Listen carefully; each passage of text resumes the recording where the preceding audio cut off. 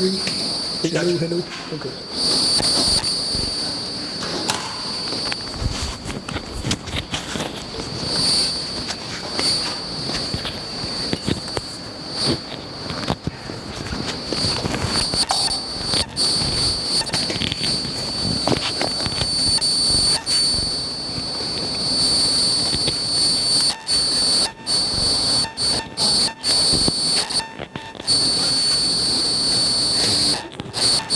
For lunch, we were collecting some data.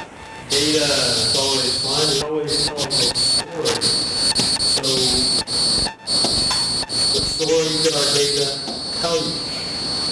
We looked at different types of planes, with different wing configurations, and that's what I tell my students, is like, data tells a story. What story did it tell you? Some people have played darts before.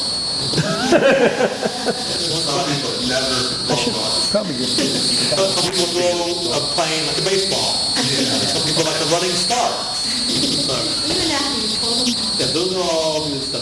But more specifically about the wings, did one wing do better than the other? Were there multiples that did fairly well?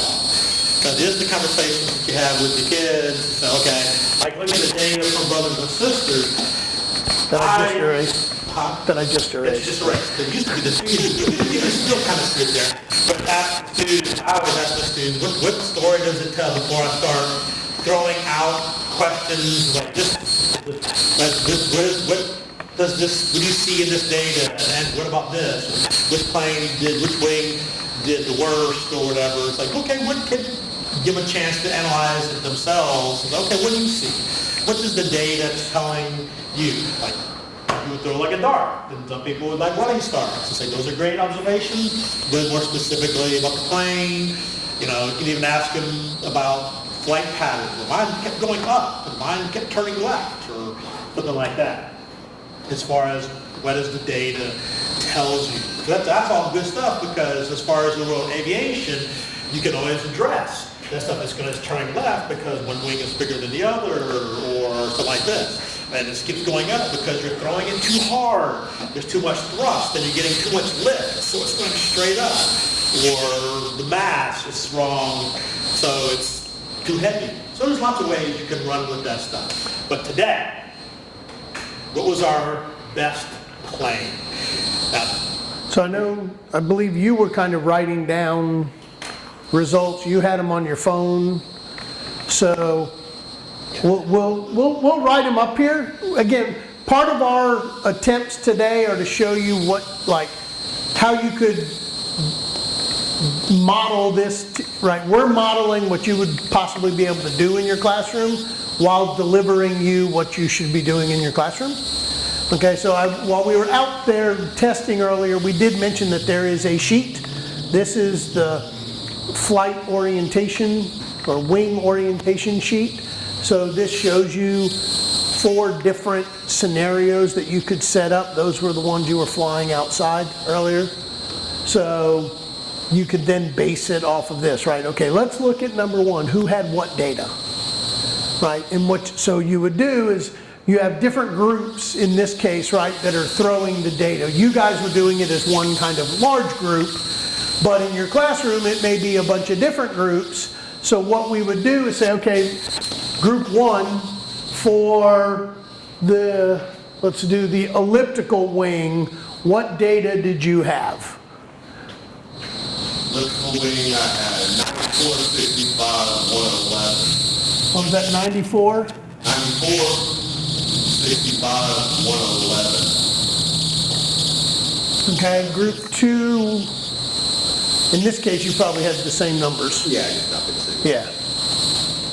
All right, so we would then, but what if you had multiple groups, right? Maybe somebody else was all this, right? You say, okay, we're going to take the best throw from each group, right? And you have them over here. So it's like, okay, group 1 had a 111, group 2 had a 121, right? Whatever they are.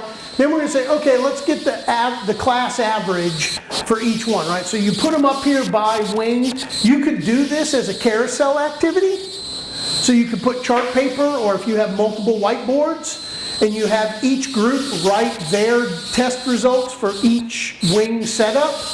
Then you have the class sit down with all of that data up front, and we get the class average. We put that up here and we say, okay, based on all the class data, here's the average distances traveled for each of the different designs. Which design is our best design? Yeah, I guess you probably have a conversation, but what does it mean? What is an average, and how do you calculate an average? Okay, now, Seventh graders that it's like take what is the mean, what is the average? It's like how do I do that? so every half of training, Jeff has a story. So this is your story time with Jeff for this half. Average is a funny one, because in the math classroom, everything is referred to now as the mean. So we want to use terminology in our engineering classroom that coordinates and, in collaboration with what they do in math. So traditionally now, the math classroom does not talk. Once they've transitioned them from like elementary to middle school, the word average is now the mean. So we want to make sure that we use mean when we have those conversations.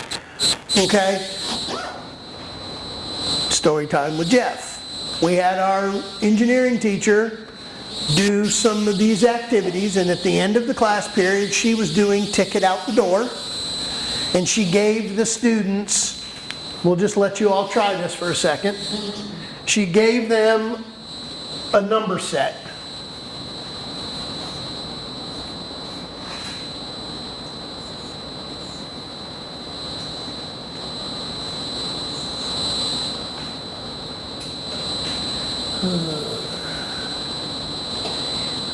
Where am I at? Can we see down if I keep writing down, or should I? I'll go over here.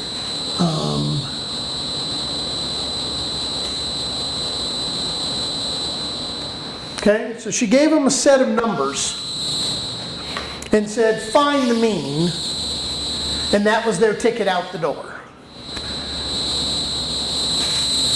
And so the students came up and they handed her the tickets. This was on a Friday afternoon, or Friday morning.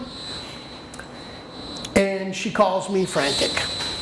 Actually, this might have been the Wednesday, because she had my cell phone. I'm not giving you all my cell phone. She had my cell phone.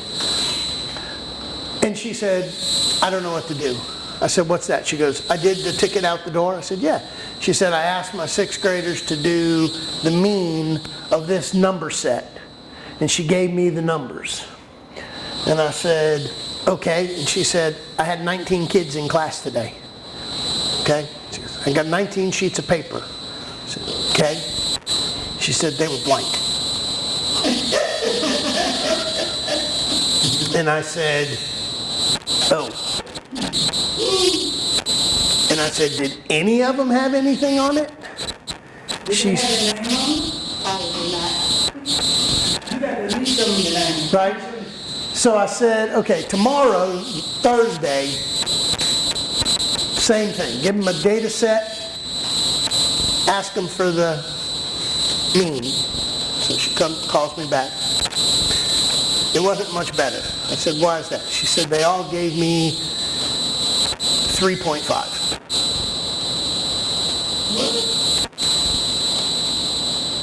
And I was like, how many of them gave you 3.5? Because yesterday you didn't get anything. She said, well, I had 19 kids in class today, and of the 19 kids, 4 had 3.5. And the remaining 15 were still blank. And I said, 3.5? 7 plus 9 is 16, right? Plus 4 is 20, plus 10 is 30, plus 4 is 34, plus 1 is 35, 3 point. So they divided by 10. She's like, oh, okay. I said, do me a favor. Ask tomorrow for the average. She said, okay. Does same set, change the numbers up a little bit, still added up to 35. She calls me that night. She says, Jeff, I got good news. I said, yeah. She said, I did the average today. I had 19 kids in class. I said, great. 19 kids for 3 days in a row is pretty good for her class. And she said, and I got 19 responses. I said, great, what'd you get? She said, well, some of them I got, whatever, 35 divided by 6. I said, okay. She said, that was like 5 of them. I said, oh, okay. It was the 5 that put 3.5 yesterday. I said, okay. She goes, the rest of them had 3.5. And I said, I know exactly what's going on. I said, this is what happens in the math classroom. The teacher says, oh, let's take the mean or the average of a set of numbers. And the teacher comes up and the teacher writes up the set, and I'll just keep going here for a second. Right? 40. What do we have? 2, 4, 6, 8. I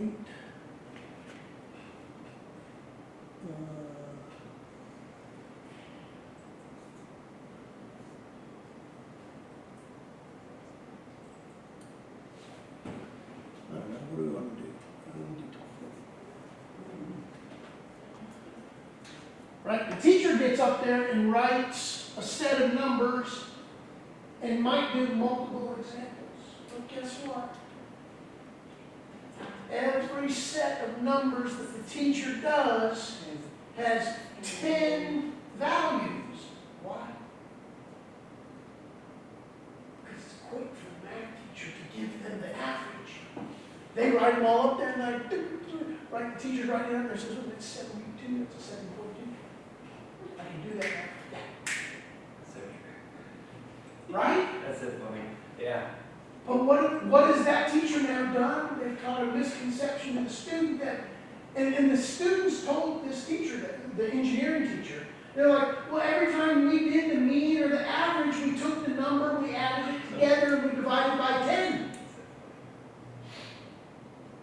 Not because there's 10, they didn't connect that there was 10 different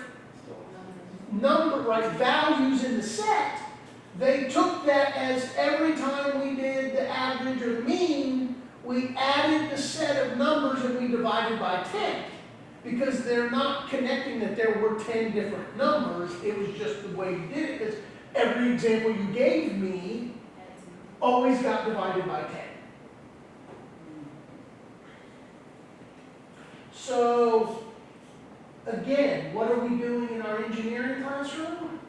We are supporting, I heard what you said over there behind your elbow with your breath there. No, she said fixing. Right, we are supporting the learning of the academic classroom. Right, but that's why I also say don't ask average, ask mean, because that is what the math classroom, that's what their standardized tests are going to ask them. So we should, in our engineering classroom, be using those same terminologies, and that's where there's this huge disconnect that the math and the science teachers, to my story in the first half about my colleagues when I left math, is it shouldn't be, we don't talk to you all because you're not real teachers. It should be, let me share with you some of the terminologies that we use so that when you're doing engineering and you use a math concept like we should find the average distance, we don't just say average, we might reinforce it by saying that's like finding the mean, right? Or let's find the mean, right? We help them make that connection. I'm always thinking about my language barriers. And then with that particular word, you have a mean in math, then you have a mean like, what do you mean? Then you have a mean like she's being mean. Yeah. So for my English learners, Welcome to the world of English language, you know, where we make the world difficult, right? it looks like it's being lost, like, what? I mean, we have where, and where. Yeah. None of the three are spelled the same. I was gonna say, Melton can probably tell you plenty of horror stories of her own trying to deal with the English language. Okay? And we have to be aware of that. But we as engineering teachers can also be that moment, right? The math classroom, the data Jessica was talking about with math anxiety and science anxiety plays its role in the math classroom. And the data results we had said, we had students that said the math in the engineering classroom made more sense than the math in the math classroom, but it was the same, for lack of a better way to put it and to emphasize what I mean, it was the same damn math. But because it was in the engineering classroom, it was easier. So what does that mean for you all is do the same thing the math classrooms are doing because the students are not on edge because it's the math classroom. Right? They sit in that math classroom and they're afraid. I'm not good at math. I don't know what I'm doing. I don't know if I can do this. And the teacher's talking about mean and then it's average. And it's even worse for your English learners. It's even worse because I don't know what you're saying. I'm trying to figure this out. Math is hard. And now it's all of this. And when they get to the engineering classroom and we're playing, I love to think that our engineering class is seen as play. That's what the other teachers think we do. Right? But our play means we have fun to learn. So if we can learn average, mean, by having fun, and it's not scary anymore, when they sit in the math class and the teacher says, we need to find the mean of this, the students are not like, oh my God, what is, right? It's like, oh yeah, that's what we did in our engineering class. That was just when we added it all up and we divided by this and we were done. So we have to monopolize that opportunity.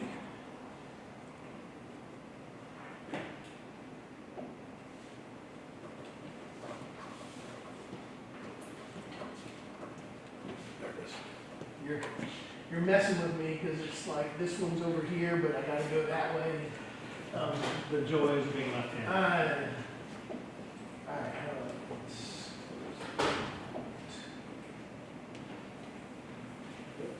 Just open the new. Must have opened the new. Put the very top. Here's what I do. Far left. Very top, far left.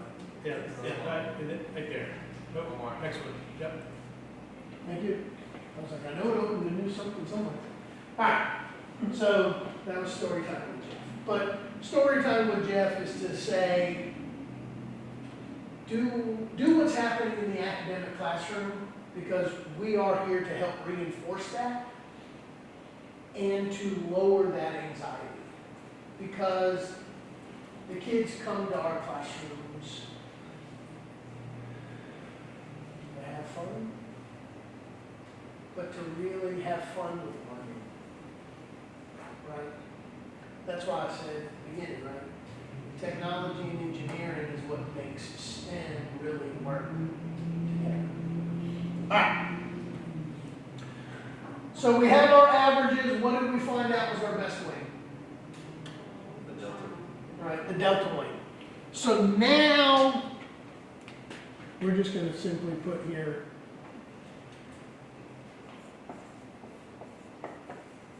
right, the delta wing. They now have to compartmentalize that data challenge, right? Because After the data challenge, they do a visualization challenge where they actually learn how to model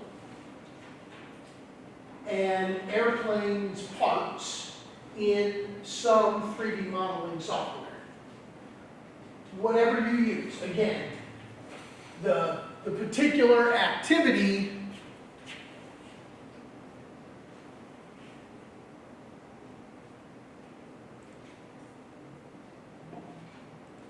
for this one is pretty simple. Right? Like, this is the whole thing. But this could take you like 2 or 3 weeks. Because this, for most of your students, right, this could be the first time that they do Onshape or Inventor or whatever they happen to be doing. So, where's the Looking for the the glider. paper version? Yeah. That's right here.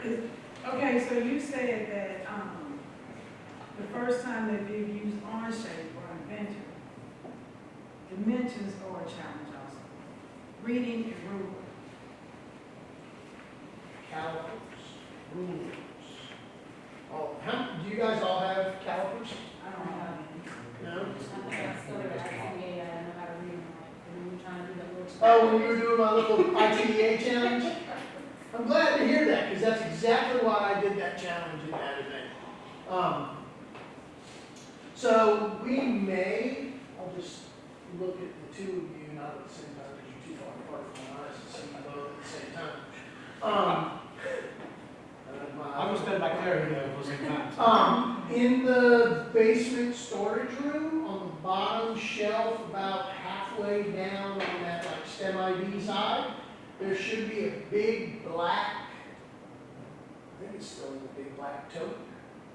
It's got like the overlapped flat top. There should be like 5 dozen calipers. Calipers or calipers? Calipers. Calipers? The dial calipers? No, digital calipers. Digital? Like that. Like, Nice. yeah. Yeah, now I don't know if anybody else snatched them all, but at one point there was still like maybe 50 cents. We're looking for the Yeah. We can bring one to like. I swing by today after. So if they're there, we bought them Long time. numbers of years ago. The batteries that are in there are probably not good anymore. But if we have them, whoever needs a couple of pairs or whatever for their classroom. One less box. Yeah, one less box in the storage room and one more way to help the teachers that are here to help students. So the idea would be they need to understand 2 concepts from that, right? How to use calipers, and 2, how the measurements translate. So Brian already has, we used to do this with balsa wood, like the old school, we were talking about it during lunch. The old school balsa wood gliders, you used to be able to buy at like the store for like $0.25, but now Amazon sells them for like $72 or something a dozen. So it's just not economically sound. The sad part is when we did this unit at the beginning and we bought the balsa wood gliders, I was buying them at like, I think it was like $16 a dozen, if that. And it was like, oh, that's a great price, it's easy, it's something that is like store-bought. There was no way we, as the teacher, and when I say we, I'm talking about the collective teacher we, like we structured the learning to happen the way we wanted it because we made this product. You know, your kids believe that. That sometimes you tell them to do things a certain way because you made it work that way. Not that it does that work that way, right? So what we've done is Brian basically took the balsa wood one modeled the dimensions of it onto the paper, and then we've taken the chipboard and we have created a file that allows you to cut it out on a Cricut cutting system. So we were talking at lunch, so we'll bring it up to the collective we now. We think it can be done on a laser cutter, that you could just take the paper, obviously it's a little bit heavier than cardstock, and so put it in your laser cutter and it would just laser cut it out really quick. And you'd have all the parts cut, the kids could then come, it's just like the balsa wood, right? The parts are already cut. They just pop them off the balsa wood and assemble them. So same idea, they could do it right here with this version of the plane. This version, this is right here is 110 pound cardstock. So it appears a little flimsy than the board, but it still works. I mean, we've had a lot of success with the 110, but using the laser cutter to cut out a little bit heavier, a little more mass would be beneficial. So he's got it all dimensioned, you could then put it into a software, whether it's Corel Draw or whatever your laser cutter uses, set the chipboard in there, and let it cut them all out, you have all your parts, you're ready to go. The Cricut, same idea, you have to do it sheet by sheet. It takes more than like the 10 seconds your laser cutter probably would take to cut this out.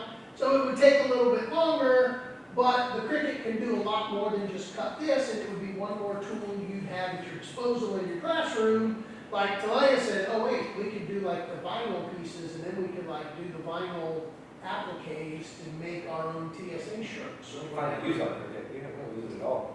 You got one? Yeah. Yeah. Yeah, and I have files that look like that. There's one plane. I have a file that's nothing but fuselage. One file that's nothing but wings. And a file that's nothing but horizontal stabilizers. So you could just make a whole So you can make, a whole Somebody bunch of make them. what? Just like a whole sheet of a part. bunch. So he's got the file that's like all the wings, and you can just run X number of sheets through your Cricut to do that. So you're So, gonna share that file with us? Sure. Canvas? yeah. So if you already have a Cricut, Now, which Cricut do you have? You have the, Whatever one. because there are about a dozen different Cricut versions. We Yeah, use like the Cricut 3, okay. whatever, that, the latest version that, I mean, yeah, but let me know, I'll happy to share the file with you, Awesome. and then you can, so the question we kind of posed at lunch was, would you rather do it with the laser cutter and be done with it, or if you don't have a Cricut,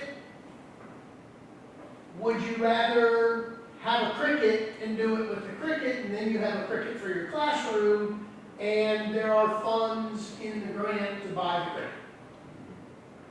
the Cricut? Cricut can be used for a lot of, it's a miniature CNC. Well, don't go that far. Yeah, wait a second. It doesn't do, I mean, like, it can do heavy cardstock, it can do balsa wood, but that's about the extent, and it's not carving, it's basically like, it's got a knife blade, Yeah. and it can cut it out. But it can, you can buy blades that will perforate, you can buy blades that will emboss, so you can just kind of like Okay. etch it, outline it, and etch it out.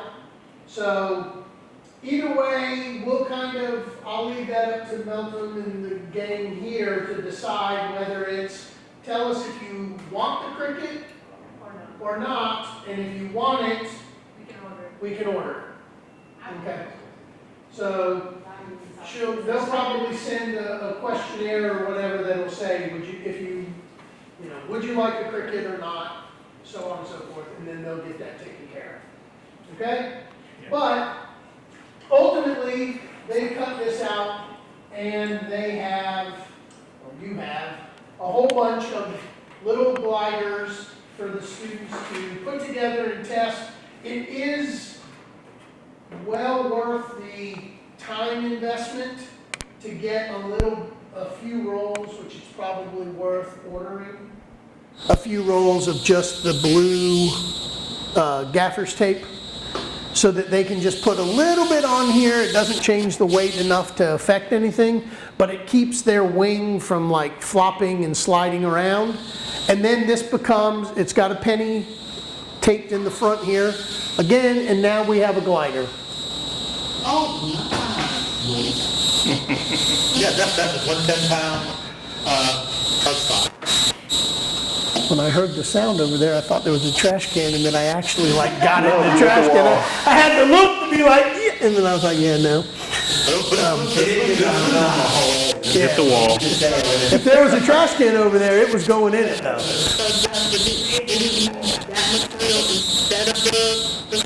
It's thinner. No, so the styrofoam is a totally separate activity, and you'll do that one totally separate. So the styrofoam one is one from NASA. Everything is, it's kind of like set up, and we want them to see that there's that. And then this flies, as you could tell, a lot better than the styrofoam. And here's the thing. So this is the design challenge for 7th grade.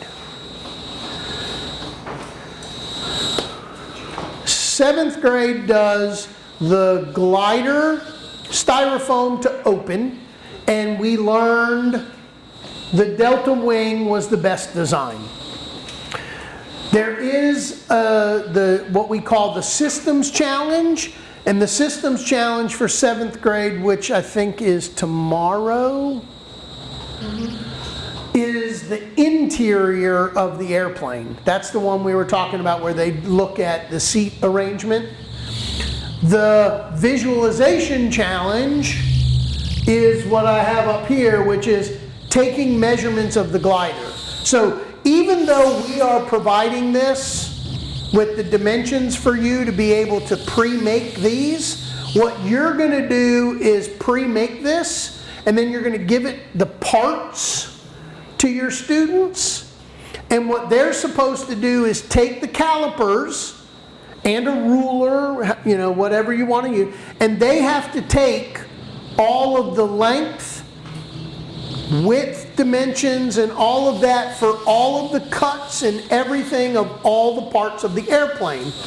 And then you would want them to model it in Onshape or Fusion or whatever software you're using. And give it, they need to give it a thickness so they see 3 dimensions. The kids all want to 3D print it. Because you have a 3D printer. They designed something that, now that I've modeled it in 3 dimensions, can I print it? The answer is, sure, you can print it. If you've got an endless supply of plastic, filament, PLA in your classroom, feel free to print these for the kids. They won't fly, but feel free to print it for them. Okay? It's a great lesson because when they print, even if you printed one, you take the little cardstock and the kids are like, oh, that's light and flimsy. It'll never fly. You've got this one printed out of plastic. It'll do so much better because, it's stronger. It's got more mass to it all. And when you go to fly it, this thing will take off, and the plastic one is like throwing a pencil. Okay? And now, again, time permitting, what have we now learned? We've learned that mass and dimensions play a role in flight, lift, right? The dimensions of this are designed in such a way that it provides just the right amount of mass for it to be able to glide through the air, where these same dimensions out of a heavier plastic don't allow it to fly. Okay? And that's a conversation I have to have with kids that they'll say, it's still flying, so I gotta pick up a rock. And it's like, if I throw a rock, is the rock flying through the air? It's like, it is traveling through the air, but is it flying? Is it having, and then you can reference back to the forces of light. Does it have lift? Does it have all these parts?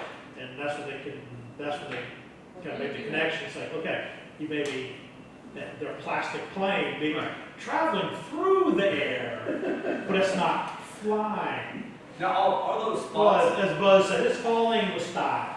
is all that right there in this measuring glider, or, again, so a lot of the language y'all are using, is it on the website, right? Because y'all are saying a lot of awesome stuff, but I want to, like, Yes. remember how Yes. it's, So a good the examples bit you're of it, using, the questions you're using. yeah, so a good bit of it is here. We have created a resource of videos also that we have filmed that are like teaching tips. Right. There's tech tips and stuff that will help you along, and some of those explanations are in there. I like to tell people, I had one thing, created this and blank out the numbers and to kind of show the kids that there's far more dimensions that they need to measure to put it into Inventor or Tinkercad or whatever to model these parts of the plane to create their 3D model. It's like, yeah, there's a whole lot more, and basically black out the white out the numbers. Okay, now you know where the numbers, what you need so to for measure. time purposes in your classrooms, my recommendation will be when you talk to them about, we're gonna model this airplane. And when we go to model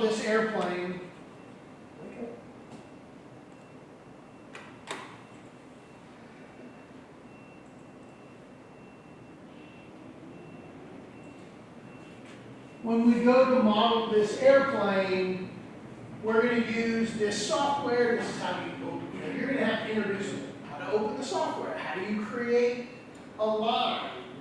How do you connect everything? Do you do it as a solid rectangle and then trim it? Or do you do it connected lines at the angle